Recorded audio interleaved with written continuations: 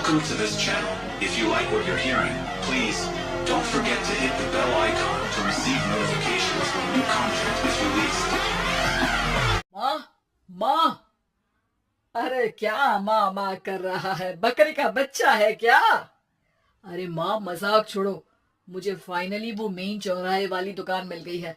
अब देखना, आपका बेटा दुगनी स्पीड से पैसा कमाएगा। ओफो, ये क्या? मेरी ऑनलाइन मेकअप क्लास चल रही है। इतनी जोर से क्यों बोल रहे हो आप दोनों?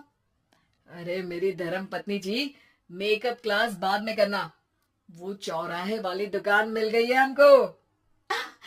अरे वाह, रुको मैं अपनी माँ को फोन लगाकर बता देती हूँ। अरे मैं भी अपने रिश्तेदारों को बता देती हूँ। कितनी खुशी की बात है। हाँ हाँ, मैं भी अपने दोस्तों को बता देता हूँ। 1 हफ्ते बाद रजिस्ट्री है। बस घर में खुशी का मौका था। उन तीनों ने अपने अपने फोन उठाए और लोगों में बात फैलाना शुरू कर दिया। और रही सही कसर श्वेता बहू ने अपने पड़ोस में सबको बताकर कर दी। अरे वर्मा आंटी, अब हम भी जल्दी कार ले लेंगे। घर का रेनोवेशन होगा और ठाट से रहेंगे हम भी। अरे ऐसा क्या हुआ? लॉटरी बाटरी लग गई है क्या? अरे इस बार चौराहे वाली मॉल में हमको भी दुकान मिल गई है।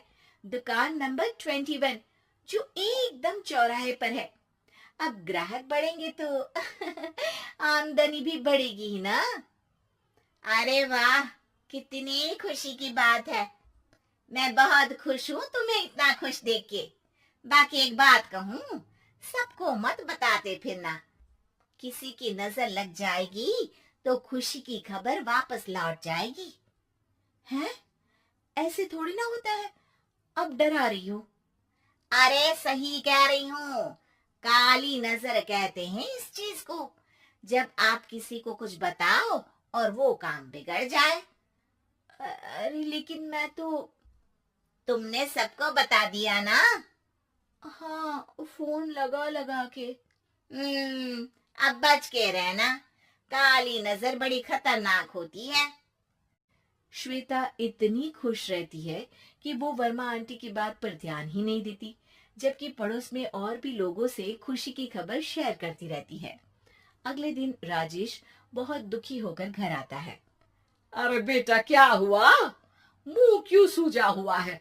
मधुमक्खी ने काट लिया क्या? माँ, वो दुकान किसी और के पास चली गई। किसी ने ज्यादा भाव लगा दिया। अरे पर बात तो आपसे हुई थी ना उस दुकान वाले की। हाँ, आज मैं टोकन अमाउंट देने गया था, तब मुझे पता चला। कोई आकर सुबह मुझसे पहले ही ज्यादा अमाउंट दे गया। काली नजर। क्या क्या कहा? वर्मा आंटी ने समझाया था कि किसी को बताना मत, वरना काली नजर लग जाएगी। अच्छा, तुम्हें उनकी बात मान लेनी चाहिए थी। उनकी बात मान लेती, लेकिन उसके पहले ही सबको बता चुके थे ना हम तीनों। अरे अगली बार से ध्यान रखेंगे। कोई भी नई चीज होगी तो किसी को नहीं बताएंगे। तीनों कुछ दिन ऐसे ही रहते हैं, पर एक दिन श्वेता को एक मेल आता है। राजेश, मेरा ऑनलाइन मेकअप कोर्स कंप्लीट हो गया। अब मैं खुद का पार्लर खोल सकती हूँ। अरे वाह, अपने मोहल्ले में ही खोलते हैं। ये जो घर के सामने दुकान है ना, वहीं। हाँ, यहाँ सस्ती भी मिल जाएगी। अगले दिन श्वेता वर्मा आंटी के पास जाती है, मिठाई का डब्बा लेकर। अरे आओ आओ, कैसे आना हुआ? जोर से नहीं बोलूंगी। वो सामने वाली दुकान है ना, वहां मैं अपनी पार्लर की दुकान खोलने वाली हूँ। उसकी मिठाई है। अरे वाह, बहुत बधाई हो तुमको। हाँ, मैं कमाने लगूंगी तो राजेश पर पूरे घर का बोझ नहीं रहेगा ना आंटी जी। ये तो है। पर ये बता कि तूने ये बात किसी और को तो नहीं बताई ना? अरे नहीं नहीं, पिछली बार गलती कर दी थी। काली नजर लगी किसी की और राजेश के हाथ से वो दुकान चली गई थी। सबको मत बताना। चलो मैं चलती हूँ, कल दुकान की बात करने भी तो जाना है। अगले दिन श्वेता दुकान के लिए मालिक से बात करने जाती है। अरे लेकिन दुकान तो हम कल रात को ही किसी को दे चुके हैं। कल ही? हाँ, कल ही।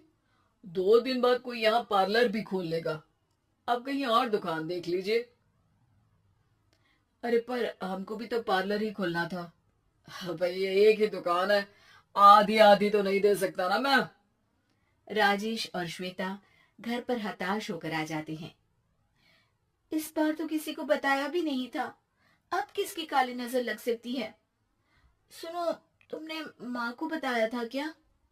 अरे कैसी बात कर रही हो? माँ की नजर थोड़ी ना लगेगी। पक्का तुमने किसी को नहीं बताया था ना? सिर्फ वर्मा आंटी को बताया था, उन्होंने ही मुझे किसी को नहीं बताने को कहा। अरे यार, तुम भी सही हो। मेरी माँ को नहीं बताने को कह रही हो, पर वर्मा आंटी को बताना तुम्हें जरूरी लगा। अरे वर्मा आंटी ने ही तो काली नजर के बारे में बताया था ना, वो हमेशा हमारा भला ही तो चाहती है। मेरी माँ भी हमारा भला ही चाहती है। अरे पर चिल्ला क्यों रहे हो? बात नहीं कर सकते क्या आराम से? नहीं आता हूँ आराम से बात करना, और करना भी नहीं चाहता हूँ मैं। दुकान जाने का दुख गुस्से में बदल गया था और राजेश और श्वेता में बात बंद हो गई थी। 2 दिन बाद मोहल्ले में पार्लर का इनॉग्रेशन हुआ, जिसमें मोहल्ले के सभी लोगों को बुलाया गया, पर श्वेता, राजेश और माँ नहीं जाते। माँ, अंदर आ जाओ। क्या देख रही हो? अरे नया पार्लर देख रही हूँ अपने आंगन से। देखो, माँ को दूसरे का सुख देखने में कितना मजा आ रहा है। मेरा दुख नहीं दिख रहा इन्हें। यह मेरा पार्लर भी तो हो सकता था। अरे चुप रहो यार, हर बात में लड़ाई क्यों ढूंढ रही हो? राजेश और श्वेता फिर बहस करने लगते थे। तभी माँ ने दोनों को बाहर बुलाया। अरे जरा देखो तो, दुकान चलाने वाले का बोर्ड पर नाम क्या लिखा है? श्रुति वर्मा। गाड़ी निकाल बेटा, हमें कहीं जाना है। काली नजर का इलाज कराने। राजेश अपनी बाइक निकालता है। तीनों ट्रिपलिंग कर रहे हैं। माँ राजेश को उस मॉल वाली दुकान पर लेकर जाती है जहां राजेश अपनी दुकान खोलने वाला था। यही दुकान लेना चाहता था ना तू? हाँ, पर इनको भी दुखी करने लेकर आई हो क्या यहाँ पर दुकान दिखाकर? वहाँ काफी नहीं था? अरे श्वेता, थोड़ा सब्र रख, अभी पता चलेगा कि हम यहाँ क्यों आए हैं। बता, इस दुकान चलाने वाले का नाम क्या है? अनुपम वर्मा। कुछ समझ में आया?